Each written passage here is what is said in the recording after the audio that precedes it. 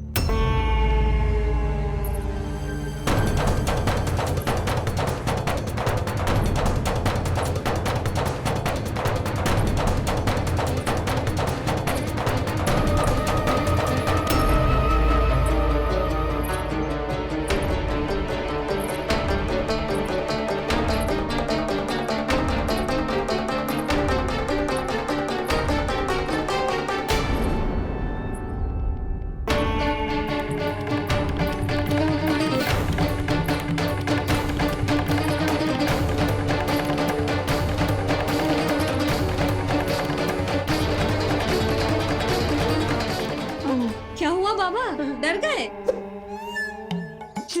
जे आपके लिए ना है, जे तो उस मधुमक्खी के लिए। कब से घूम रहे हैं? जाने कहाँ से आ गए? आप ही बताओ, ऐसे कैसे घूमने दूं? मेरे लल्ला को डंक मार दे तो? हाँ लल्ला, क्या सोचो उस मधुमक्खी ने? मेरे लल्ला के आसपास घूमेगी और मैया देखती रहेगी। हाँ नहीं तो? झूठ बोला तो मधुमक्खी से भी बुरी दशा हो जाएगी ढोंगी महाराज। बाबा वैसे आप यहाँ क्या कर रहे हो मेरे लल्ला के पास? वो हम बेटी। अरे हाँ, आप भोजन खाने आए होंगे। हाँ। आज तनिक विलंब होगा बाबा। हाँ। वो जानकी ना आई, जे सब गोपियाँ जमुना जी के तट पर जा रही हैं। हाँ, जमघट करेंगी सब, बेरिया तोड़ के खाएंगी इसीलिए। फिर तो बेटी यशोदा, तुम्हें भी जाना चाहिए, क्योंकि तुम तो घर से बाहर निकलती ही नहीं हो। सही कहा ढोंगी महाराज, अब मुझे ही कोई लीला रचनी पड़ेगी। नीलमणि, ओ नीलमणि।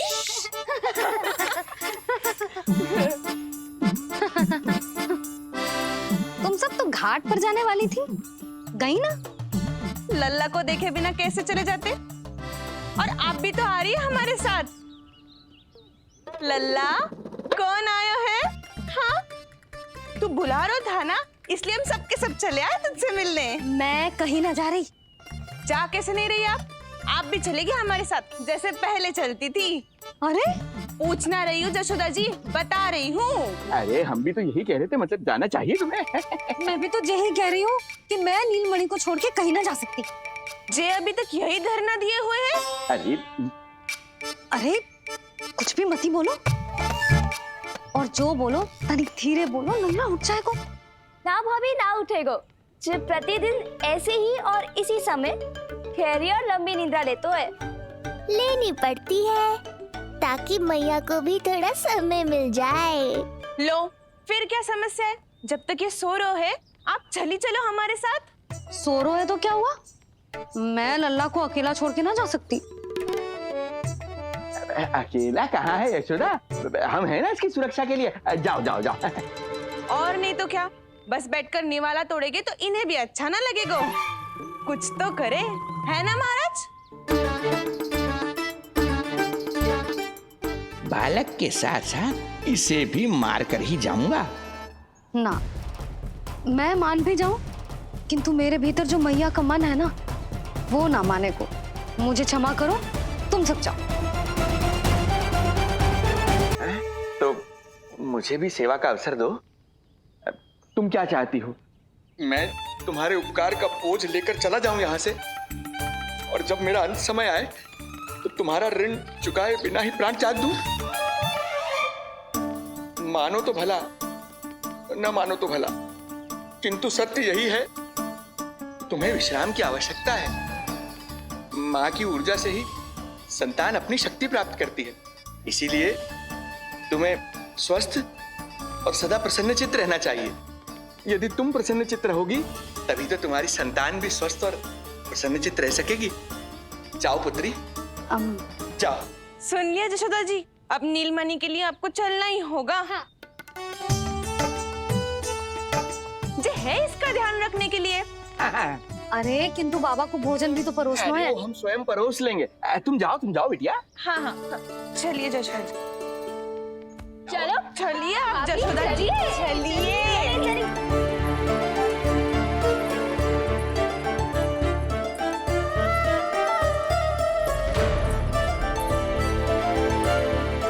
कुछ पल के लिए तो मेरी चिंता छोड़ो मैया और जीवन का आनंद लो। तब तक मैं इनको संभालता हूँ।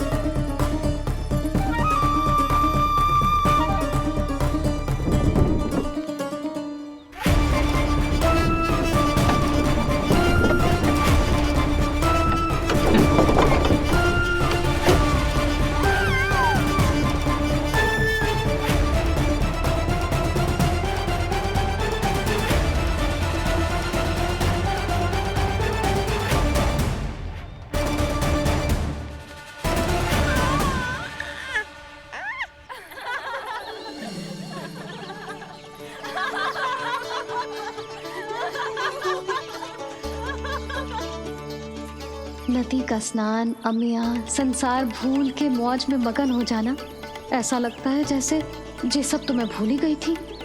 आज कितने दिनों बाद वही आनंद फिर से अनुभव करूंगी मैं।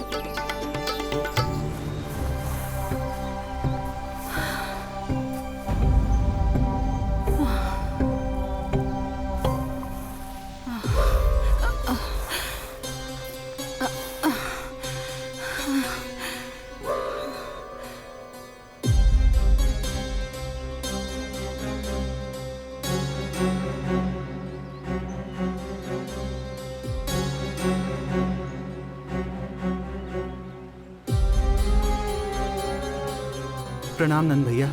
प्रणाम नंद भैया। सब ठीक है? हाँ। आपकी विकलांग बनाने की योजना बहुत अच्छी थी। सारी जानकारी प्राप्त कर ली और किसी को संदेह भी ना हुआ। बहुत अच्छे।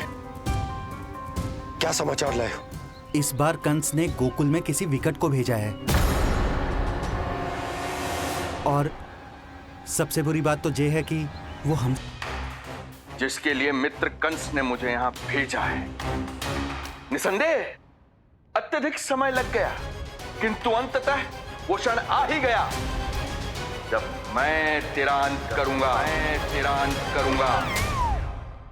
और वो व्यक्ति बहुत दिनों से गोकुल में रह रहे हैं। जे कौन है, कहाँ रहते है, इसका पता ना कर पाया हूँ। कोई तो सूत्र होगा जिससे उसकी पहचान पता चल सके। बस इतना पतो है नंदराज कि उसने कंस के साथ भोजन किया था। उस दिन विशेष व्यंजन बनाने का आदेश मिलो था हमें। तुमने देखो था उसे, कैसे वस्त्र पहने थे, कैसे शस्त्र है उसके पास। कोई ना कोई शस्त्र तो अवश्य होगा इस घर में।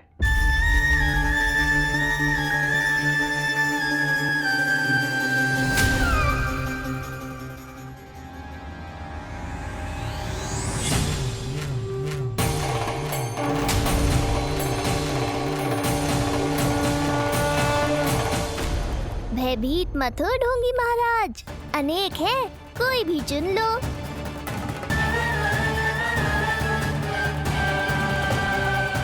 सूक्ष्म बुद्धि को किसी शस्त्र की आवश्यकता नहीं। तेरे लिए तो मेरे हाथ ही पर्याप्त हैं।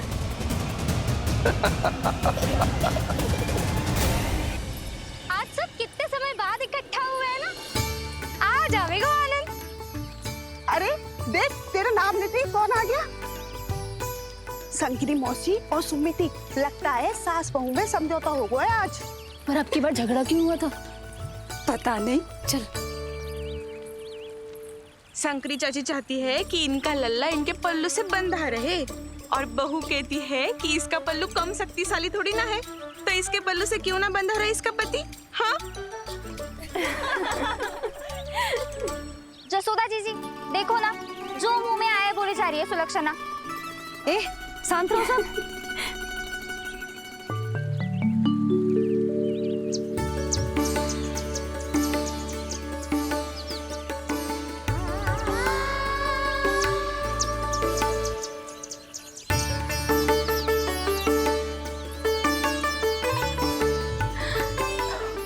उन्हें देखकर लल्ला की स्मृति आ गई ना।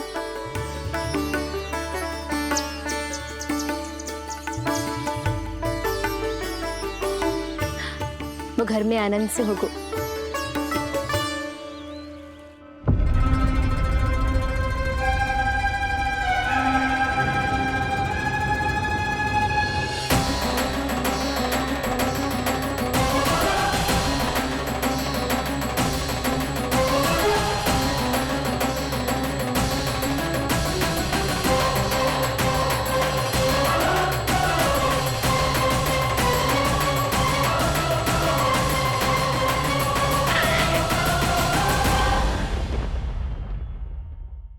देखकर मुझे ऐसा प्रतीत हो रहा है जैसे मैं किसी शांत सागर में डूब रहा हूं, गहरे और गहरे।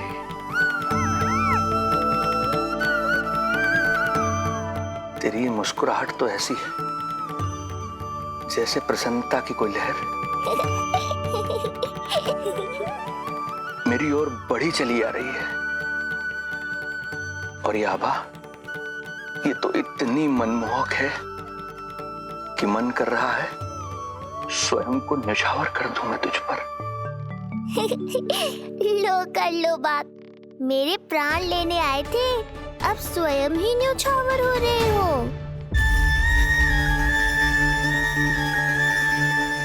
इतनी बड़ी भूल कैसे हो गई मुझसे? कैसे भूल गया मैं कि तू तो एक छलिया है। जैसे तूने सारे गोकुल वासियों को मोह रखा है, मुझे भी सम्मोहित करने चला था, किंतु मैं तुझसे सम्मोहित नहीं होऊंगा। जिस उद्देश्य के लिए मैं यहां आया हूं उसे पूर्ण करके ही रहूंगा। अच्छा ये बताओ भाभी, पहले हमें क्या करना चाहिए? बोलो ना, पहले हमें स्नान करना चाहिए या पहले हमें अमिया तोड़नी चाहिए?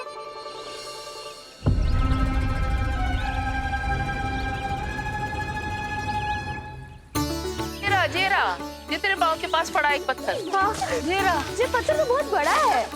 जानकी, इसी से जानकी ले।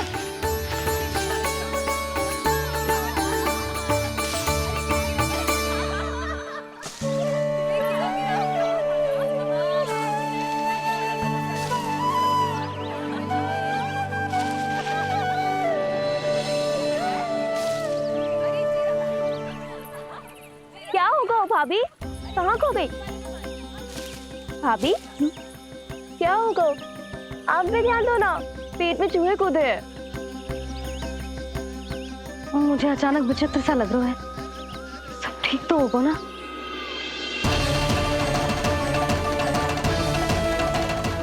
ये क्या कर रहे हैं आप?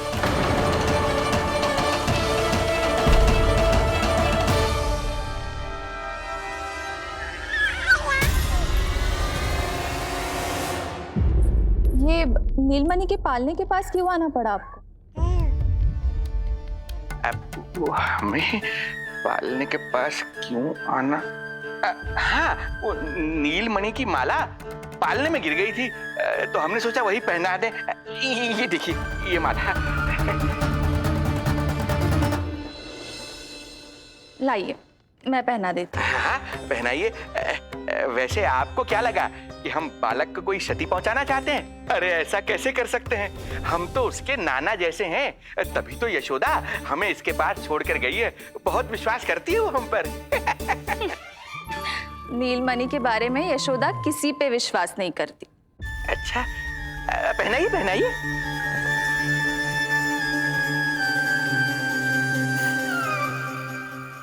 रुको अभी।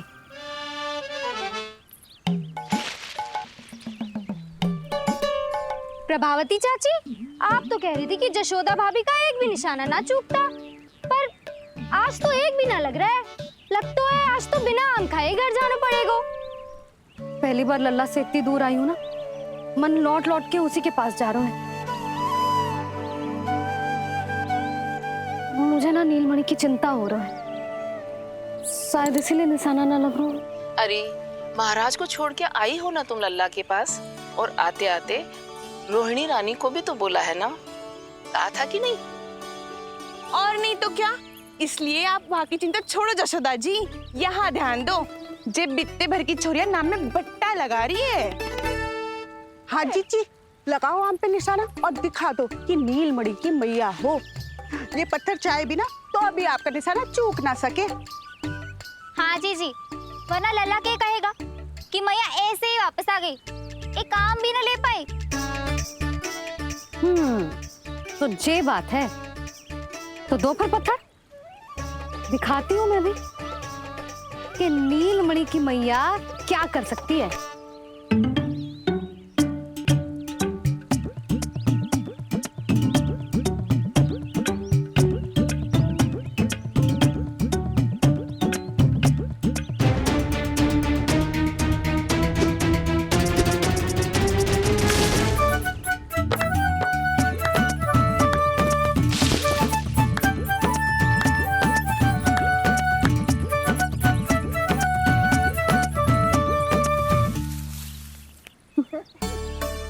अरे अरे रुको, पहले प्रभु को भोग लगाओ, फिर जितना मन करे खाओ। और पेट भरे तो लेट जाओ।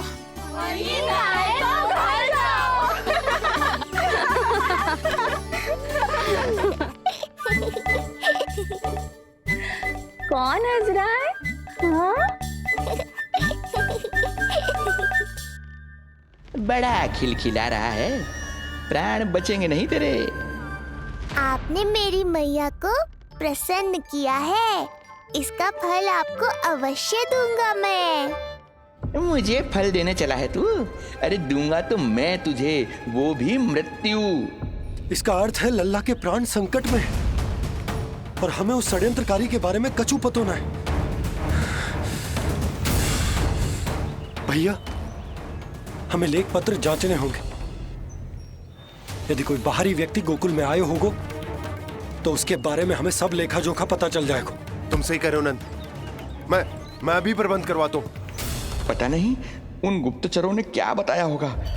यदि नंद को मेरे बारे में कुछ भी पता चल गया तो नहीं, समय रहते ही कार्य समाप्त करना होगा।